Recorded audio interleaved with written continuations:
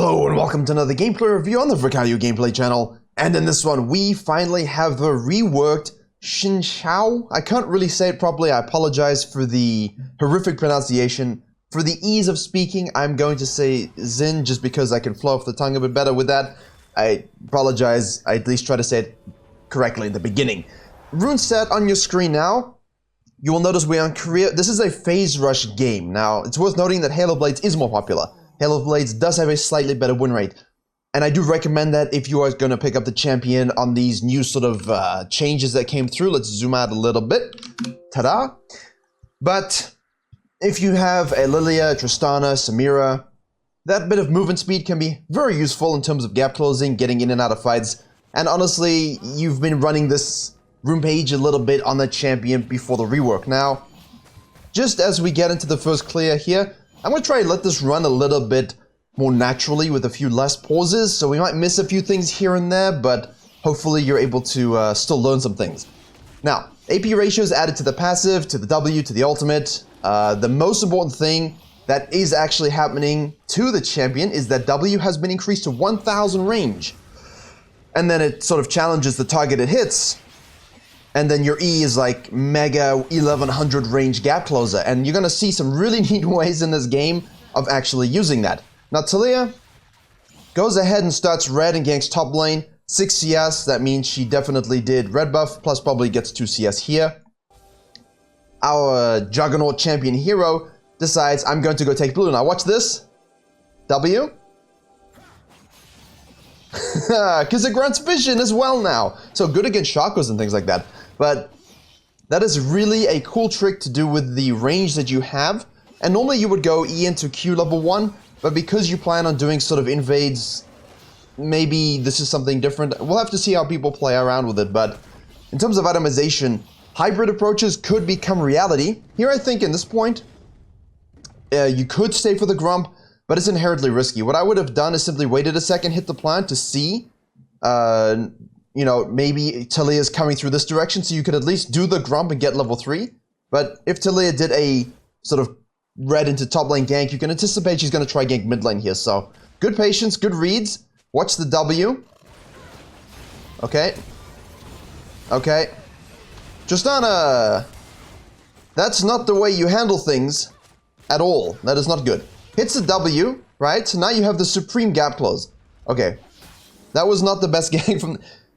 I don't want to pause it as much, but if you're going to get a gank here for yourself as Tristana, and you see the Xin sort of encroaching from the bottom side, and you know Talia's here, don't force the fight to this side, because all of a sudden, you're going to have a 2v1 against you, you die, alright, or you have to burn your flash and, you know, maybe you just get out, and yes, it was close, but don't like it. However, we can keep the pressure up here because W grants vision, right? And because bottom lane we have prior currently. Tristana's TPing in. We want this crab. So bottom lane rotates for the crab, which is really nice. You can anticipate... Oh, it hit. There you go. And now you can use your Q for knockups. So, let's just rewind that. Because due to the fact that we get that vision, okay, you can now... This is great for checking bushes, actually. This is going to be something huge in the later games. You simply W, check the bush if you hit something cool. Now, the Talia, what they do very well, what the champion does very well, is disengage you or knock you into the one-shot combo. So wait and try and bait out those spells, and then you can use your E. You see? There it comes, you see the animation? So we shoot through, get onto her, and now you can sort of activate your Q. You're going to get the knock-up. You've got the bonus movement speed from the E, attack speed, excuse me, and that's a free crab. Very nice. So you're seeing early on the amount of pressure you can apply. Here I love the concept, no flash, no TB, Talia's dead, let's go double crabbing. We can also go for the gank here, so the taunt goes through the knock-up, we flash W, get the gap close on the E, and that's another kill. It's pretty straightforward. This is why I think this champion, with this rework, can become absolutely dominating. But it is a gank heavy, it is a skirmish heavy champion. So you're not sort of matching up in terms of Hector meta very well, but if you can have this kind of pressure, you're looking very good. Hold your smite. We can hit it again. W's up. Okay, try and peel. Oh, look at the range in that thing now. And then you can just gap close and then you Q spam with the attack speed and good night. Nice rotation from top lane. Rel is now caught between a, you know, a rock and a dead place. Careful for the Tristana's burst damage though. Quinn, there we go. And W's up again at 5-4, but we don't want to push it. Don't think we want... He's going for it, but actually... Wait, hold up. Well then. I guess that's the video. Wow. That is... I actually didn't... You know, I only pre-scout just a little bit. I don't like to be spoiled too much. I like a few fresh approaches. But that was basically a quintessential guide, you know, and here as well. Oof, map mobility is at a premium. So yeah, brilliant start, excellent, well done. Super fed. How do you close this game out? Except that sounds wrong because we're still in the early phases. And that's because it is wrong. No game in your elos is won at this point. In high elo it can be. However, I can tell you from the gold graph, because that's what I see before I get into the game, that they actually relinquish this lead a little bit. So let's see how far we can push the limitations when we have such a strong early lead. But the W range increase, the E gap close challenge component added into his kit with that Q is making me think this, you know, if they nerf jungle experience a little bit more, you're really going to become supreme. We hit it, counter gank there by Latilia. So let's pause for a second. Sorry to do this. As I said, I wouldn't do it as much. But by heading topside, you have to acknowledge two things. The Tilia fought you here, or didn't really fight you, but she died here. She died here. If she goes bottom side now, tier 1 Grump, tier 1 Wolves, from our perspective as the blue team's jungler, that means Talia is going to have huge value on her second rotation Raptors, if she's taking them, and her second rotation Krugs. That's her peak experience camps, and when you're behind, it's really good to focus on ganking and the camps that have the highest value, because even though we don't have catch-up experience, the factor that the base experience of the camp goes up is what I call that bonus experience. It's not really bonus experience, it's just experience that you get from the camp being a higher level than all the rest of your camps, and so you should prioritize that. In this case, Xin could have gone to his Raptors because that's the only camp he's taken. But in this case, clearing your top side to prevent Talia sort of counter-jungling you is great. I think here you got to hit this plant, 100%. You should hit this plant. Because the ping's coming through. I mean, if this is his ping, then this is a stupid death, because we should anticipate this from the Talia, that she's going to do a highest tier camp experience to get 5. You can hit this to potentially even see her. She's doing this very well. And great prediction by both junglers. However, he did not have restraint. They went full in without considering where Talia was, and cost them a shutdown. So, keep that in mind. Does Quinn also die? Yes, she does. Now he's going topside again. I don't think we should be going topside again at all. I think we should have already been heading directly to bottom lane. We want to take our red, our Raptors. We want to get level 6. Raptor will give you the Scuttle Crab will give you that, but I think he's trying to look for this gank. Let's see. The wave's pushing. We have an Alistar. I think, yeah, we can do this 100%. Oh, she pushed up way too much. Good night. That gives you 6. That's a crab, and that's a dragon, I think. Bottom lane is sufficiently far ahead as well. Actually, not really. Just that 1 assist. Okay, Talia's mid lane. So going for the Drake here is a little bit risky. It's actually better to simply set a trap. We got nice control wood vision already. You know, you create the prior for your bottom lane. Early on, he shut down the enemy jungler heavily, prevented them from being ganked. Oh no. Uh-huh.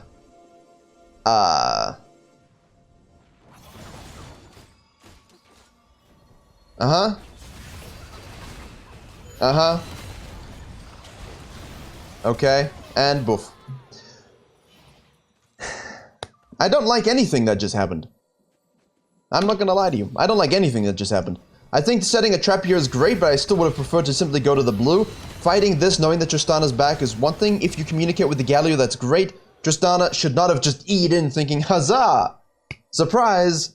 That's just not good. The trap wasn't the best, but it worked out because of communication. Talia rotating here is just complete arrogance. You should not be here. Hold. If she flashes, you can E over the wall. I like that he's holding the E, because, yeah. See, now Talia is learning and adapting. Key word there for the next video. Bottom lane is rotating, careful. Okay, so I think he just is throwing his lead. Samir is dead, fortunately. Okay, we're fine. False alarm, we're good. We're good. Blue is risky because of the bottom lane rotating before your bottom lane does. You have smite for the combo, but if you don't have enough burst damage like the Talia, you're not going to win the 50-50. I'm not a fan of this. You guys know me. I feel like here we're skirmishing too much. It's fine in Korea, it's fine in high elo, it's fine in LPL, it's fine in the super server. I don't think you want to be doing this in your elos too much because you're just stat checking everyone and no one's mechanically talented. Like here, everyone's mechanically talented. You know, you can rely on spells, rotations, and motions, and what on earth am I watching? There you go. There you go. Alright, we take 2. But it's not really good League of Legends. I would have much preferred more measured blue, Grump steals, Dragon secures, diving, bottom lane. But sometimes you just have to fight. We can do the wolf trick again here. Actually not close to 8 at all, but with Grump, Crab, and Herald, we could look to make something happen. Okay, it was taken already. Sion did it. Now we're trapping. Oh no, Tristana. Okay, you should try and hold that. Okay, we burn both ults. I don't think I want to go for this. Again, they're playing very scared on the Xin. Now we can do it. Yeah, now we can do it. We have backup here. But I definitely would have preferred maybe it's too conservative of me, but a Grump secure would have been pretty good. It's high on experience. Again, that W range now, coupled with that E, just makes it so obscene, the gap close. And because the projectile speed of the W also increased, you're really looking at quite a nice kit. Problem is you're super low from that gank now. So going into your jungle here is fine if you know where the enemy jungler is, but inherently you have a risk of mid lane rotations and enemy jungler rotations. Here we can see them, so keep that in mind, right? But just be aware that sometimes this play after a gank doesn't help you. She's on the bottom side taking the dragon, which means we really want to try and get that Herald. We can pull it out with our W. You can sneak this. You can sneak this, but if it's warded, oh, you know. I hate this because it's not necessarily good pathing efficiency to always check this bush, but if you know that the Sion has taken the crab, if you know that the Talia was just here, that you pushed her off the Herald, it's kind of nice to go ahead and just check the bush. Just check the bush. If it's vision warded and you don't have a scanner, you know, risky. But if it's control warded, at the very least you get that gap close. So they know where he is right now. They assume he's most likely going to be on the Herald. So Sion decides, I'm gonna go in. Now this is waffling, I don't like it. 1, definitely check the bush. 2, we definitely want to try and force that Herald. Unfortunately, we do not have prio and top lane rotate. So if this happens, you have to back off. You have to give it. Here we go. Ult to shove away, block some of that damage because they're not within the sphere of influence. The Destiny ring runs away. She misses. Yeah, the W doesn't hit. So this is a bit of waffling for me. I guess this is really limit testing the champion though, because did that hit? No. Because of course you want to fight a lot and test the limitations of the champion at various stages. There we go, but you gotta be careful because the Rel plus the Talia combo could be quite disgusting. Shield granted by Galio. Managed to finish off the Sion. Rel flashes away. Talia's kiting out. She has Dark Harvest, not Phase Rush, but she doesn't really need it. Could actually be good against this though. Yeah, don't like much of that at all. Needless fighting. I enjoy fighting for advantages that you can get. I don't enjoy fighting for the sake of fighting. Where is he? Okay. Also, we've left our red on the map here and our Krugs on the map here, so securing that rotating bottom lane could be a thing. Talia's going back in the river there. So the choices we had at a base were simply go back topside and try and get the Herald, but you're gonna miss out on plates.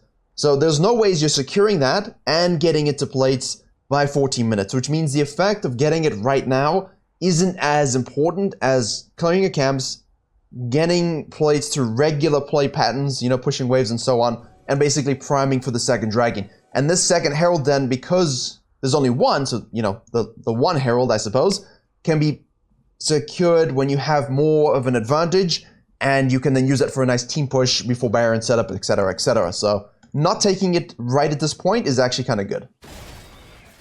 Don't know if it was intentional or not, but it's something I'm thinking about. We saw the Taliyah going back here, so I like going into the river. But I think what I would have really liked is doing Krugs into a lane gank for most of your elos. Not this stuff, because everyone's rotating, right? Everyone's rotating and collapsing. It's like an accordion. What you could have done is simply done your Krugs and then lane gank this, because most of the time your bottom lanes will simply be pushing, ping-ponging the waves. But otherwise, if you do have the team to dive by all means. But I understand this is not a realistic dive because you're not going to have a big brain Galio macro. You can take this, you can lane gank this, the bottom laners they will mess up, and you can simply counter gank the jungler, or you can use your W, super turbo engage, get an advantage that way. So, a few plates gained, nice dive secured, double the camps because we can, really good. Don't think we should overstay this because everyone's respawning. Could collapse onto the Scion and the Rel. At this point you see Tristan on top lane, that's very important, alright?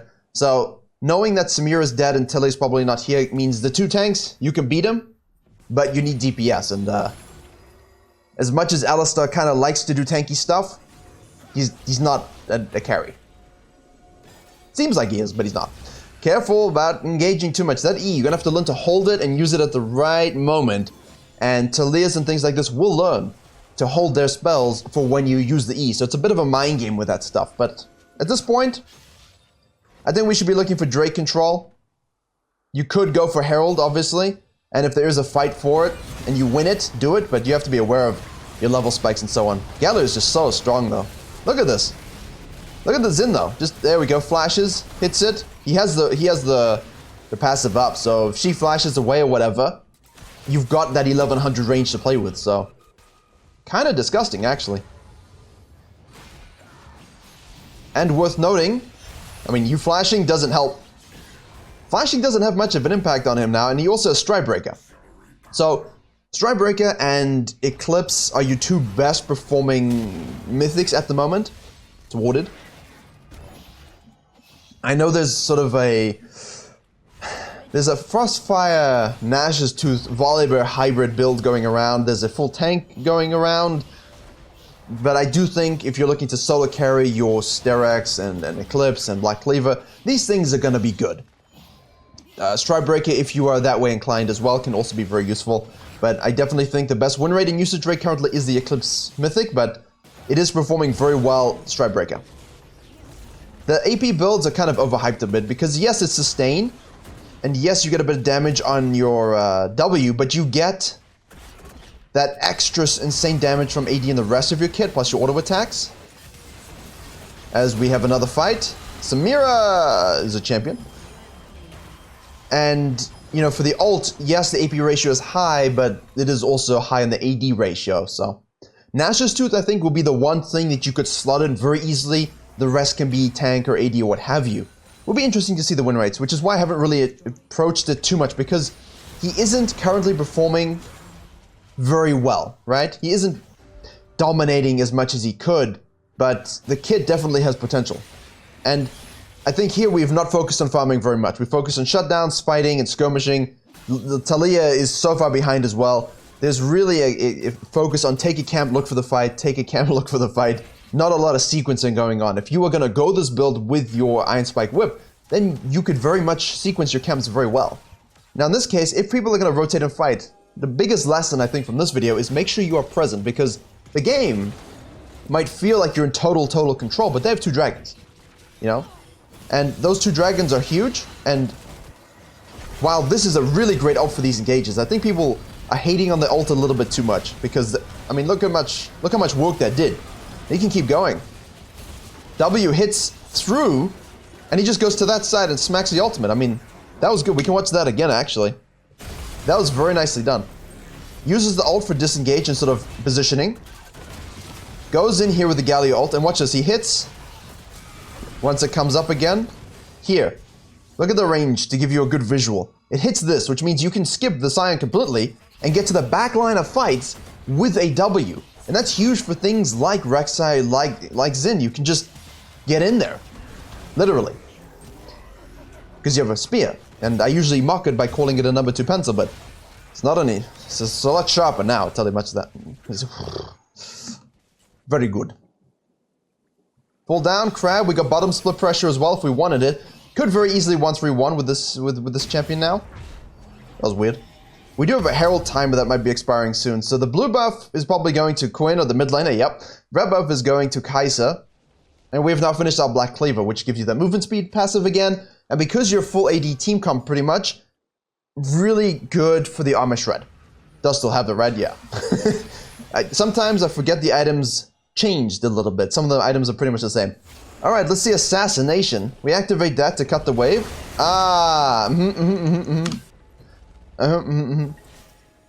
This is nice. So, conceptually, good idea. Nice. Yes, we want to kill, pushing ADC. The Rengar button in our head goes off.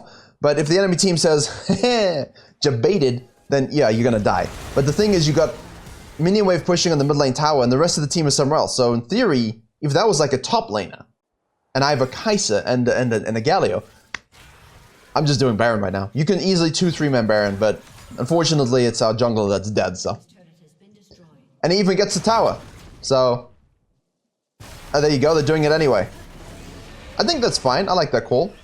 You force the enemy team to actually do something about it. So, in terms of closing these kind of games, as you saw, very much it's on keeping that pressure, because if you're ahead and you can fight and you can win the fight, I was clicking a minion, then you want to make sure that you keep that pressure up, because if you relax and you let the Tilia farm and you stop invading and you stop concerning yourselves with using your lead, she will scale and catch up, they will scale and catch up, and you reduce the pressure by forcing these ganks and fights. Some of them were bad, yes. Too far, limit testing, this is the way. But they had to react to it, didn't they? The enemy team had to react to it and actually fight over it, so. Currently, we have hit the pickaxe double ruby crystal spike of our build. And now, we want to set up for the dragon. Do we just have ARAM? This is Korea, so I think they're going to pull the trigger. Pull the trigger. Oh, I think the lead is a little bit insurmountable at this point. Okay, if we don't hit our spells, it's going to be much harder, but the zone from the poke is fine. Disrupt, good. I actually pressed the stop record button, so I'm redoing the end of this video, but basically, hopefully you can see that the champion is pretty straightforward. It's simple. The W gives you a lot of activity. The threat of the E gives you a lot of threat. I think that's something very important to note. Just make sure you, as I said, you're playing like a carnivore, you're ganking a lot, you're not looking to farm. Keep playing with the builds. Keep an eye on u.gg for AP variants, for tank variants, for other sort of AD builds you can go. Definitely going to be the most interesting aspect of what determines if the champion is truly strong, because the win rate isn't doing so hot because of the variety in builds, but if you can have that kind of gank pressure, invade pressure, 1v1 pressure early, and you can translate that to fights that you win, you can help your lanes get ahead, and if you have a roaming Galio, getting him ahead is really good. And look at this. You should have no issue winning games. Please do like, share, and comment if you enjoyed and learned something. Don't forget to head to the main channel for a tier list that just went out, plus other variety of educational contents. Coaching is available at the link below. And I hope you enjoyed this one. Hopefully some more Xin will be popping up in the meta. Thank you very much for watching, and as always, I will see you all in the next tutorial.